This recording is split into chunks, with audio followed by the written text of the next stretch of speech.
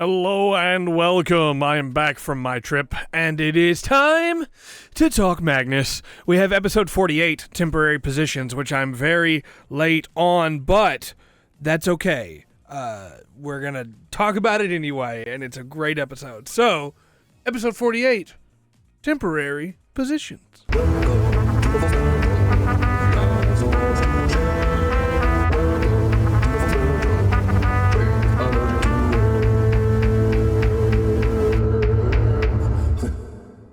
Our case number is, it's a Sam case. I'm not going to do the whole case number. You've seen it. It's on screen right now. There it is. This is a Sam episode, and Sam is waking up near the square mile. It is pulling him back. The hole in the world is pulling him back, and this whole episode is about the holes in the world and Anya Valette, and there's just so much, man. Okay. All right. First off, electric fence is enough to contain the remaining fear creatures, which is funny to me. But I assume it's not just a regular electric fence, right? But also, when the wardens show up to pick up Sam, the zone recoils slightly. These people that have conquered fear, is it scared of them? Obviously, there are people that are like hiding from their fear, right? But the wardens are those that have faced it and chosen to fight it. And I think it's really interesting that the zone recoils slightly. Only slightly, though. Only slightly. We got a lot more personification of fears to come in this episode. Don't worry. Obviously, Georgie's not happy about all this, but the hole's pulling Sam back, and she's happy to let it have Sam, but not the archivist. She wants to kill the archivist. She does not want it going back, which is, good for Georgie. Georgie doesn't want it to just be, hey, it's your problem, you deal with it. Georgie wants to take care of this thing. Other people are showing up. Anya has met 4 of them. Anya Valette, for anybody that might not remember why I'm freaking out about Anya Valette, Anya herself in this one says that she's possibly the first person to fall through, but she's the one in Magnus Archives 114, Cracked Foundation, who found the crack in Hilltop Road, specifically the basement that shouldn't have been there, as she calls it here, and made her way, I almost had found and made at the same time, made her way to the Archives world. We're going to talk about that in a second, too, because there's something really interesting there about Anya and the fears, and I think it has long-standing and long-lasting ramifications for the future as we move forward. Look, we're in a world now where it's not just, okay, let's just call it what it is, right? The Archives world was just fear. I say just like that's reductive. It's not. Okay. It's fear and people's desire for fear in one form, right? Desire for, desire from, fear of, fear embracing it. Anyway, Protocol World is binding those, right? It is alchemy. It is finding the layers within that, the transformation that takes place within yourself. That is kind of also happening with people that became avatars, right, in the Archives world. But from the way it seems in this episode, every single world treats fear a little differently. And the fears in that world treat the people there, maybe not differently is the right word. There's a bug that has just flown underneath my pop filter. Okay. That's interesting. But I don't know where it went. Maybe the web is after me. I'm getting too close to the truth. Because the reason I say that is because it seems like the fears, capital F fears, were trying to find the right domain for Anya because she hops domains over and over again throughout the course of Towerfall, right? Not Towerfall, throughout the course of the apocalypse, but the Towerfall happens after. Look, I am so beyond where I feel like I have a good understanding of why, but also at the same time I am right there where I feel like we're about to unlock the difference, right?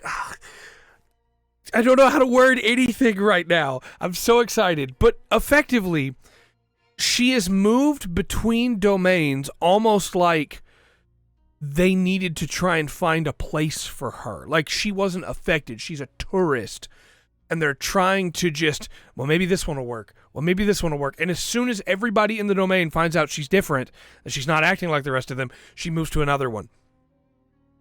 In that same way, it couldn't infect Sam the same way that it did other Sam. And so other things are happening to him, right? The eye's growing. And even here, it feels like he almost got a statement out of Anya, right? Like it almost felt like it became a statement. The only thing keeping me from saying that it did is his comment at the end of how many people have you told that story to? You know, how many times have you told that story? But I think he's been infected in a way too, and so has she, because she's not been pulled back like the others. She's got a couple different reasons as to why, you know, but I think it's fascinating, this idea of fear is an ever-present thing in the multiverse, but every single one of them reacts differently in small, subtle ways, right?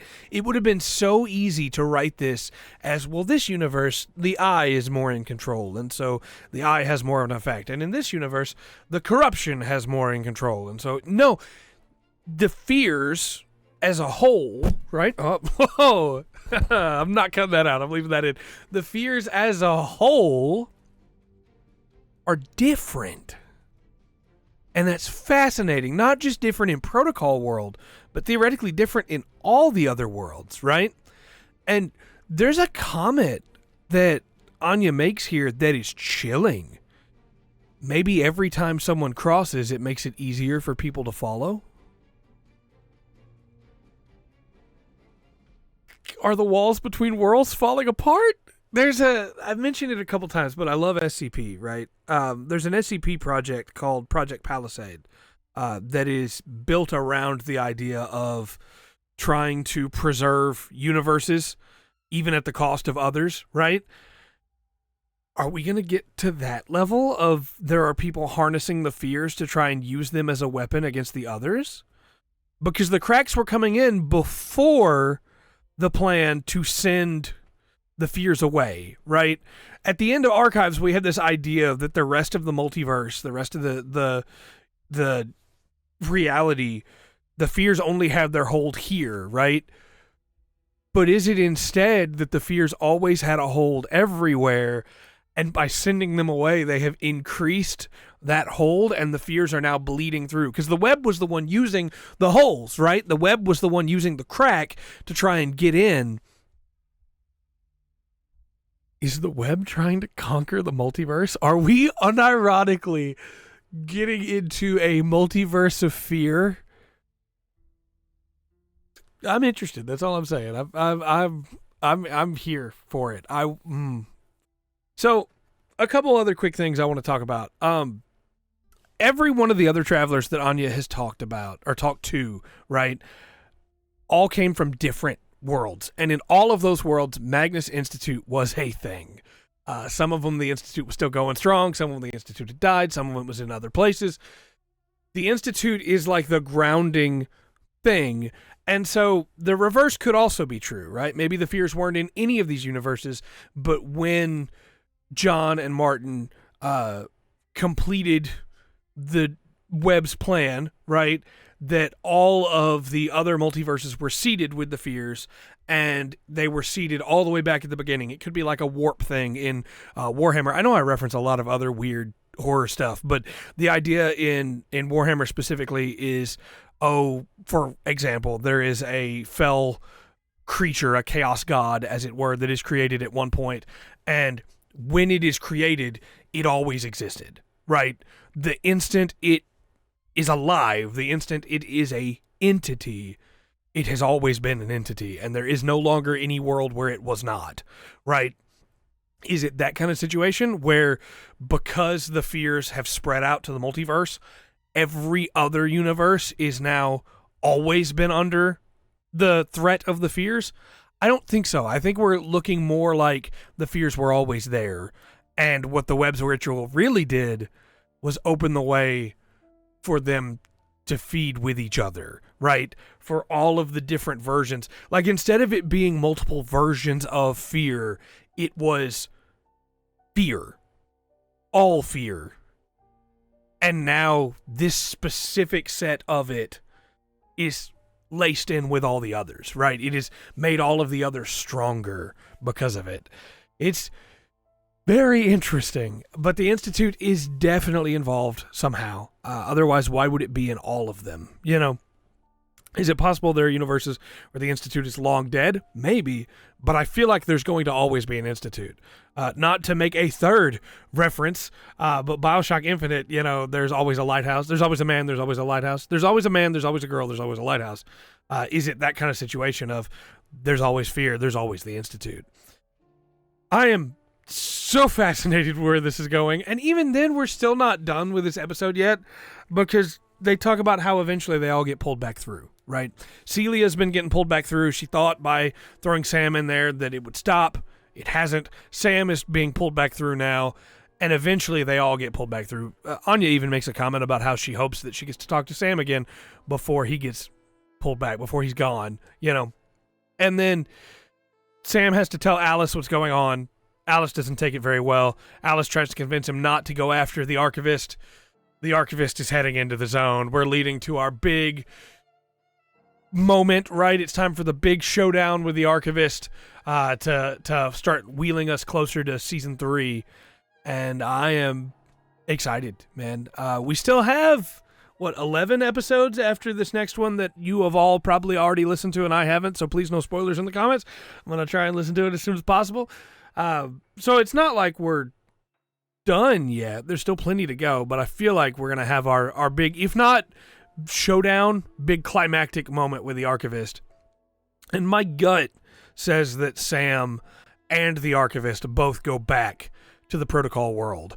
And now we know a lot more about what's happening, and he's more equipped, and he's going to show up to an absolute mess because of what Gwen's been doing. But I am so excited, man. Just the idea that, you know, well, maybe you knew her, Celia, and that's why you went to her world, or maybe it's just getting easier for people to fall through. Are we eventually going to have the borders of reality themselves breaking apart as fear has just laced itself in to the galaxy, to the multiverse? Oh, I'm so interested. Let me know your thoughts in the comment section down below. I hope you're excited as well. I am so stoked to see where things go, especially knowing that, like, I have 49 that I can go listen to. I'm going to edit this one first so that I make sure you get to hear it soon. And then I'm going to get to listen to 49 either tonight or tomorrow after work, or maybe Monday after the stream. But then I have another episode Tuesday. So excited, man. Oh, let me know your thoughts in the comment section down below. Again, please don't spoil me for 49.